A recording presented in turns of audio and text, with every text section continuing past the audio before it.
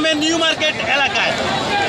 পরিশেষে আজকে গণভবন ঘেরাও, সর্বশেষ দুপুরের খবর সরকার পতন।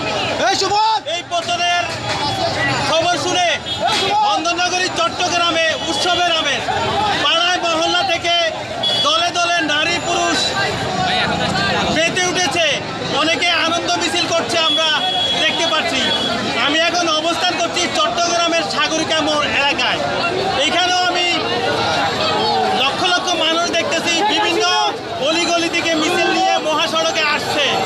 তবে মানুষের উল্লাস, গত 17 বছর এই শেখ হাসিনা সরকার ক্ষমতায় ছিল, মানুষের কত যে চাপা ক্ষোভ জমা ছিল, এই উল্লাসে, আনন্দ উল্লাসে ফুটে উঠছে।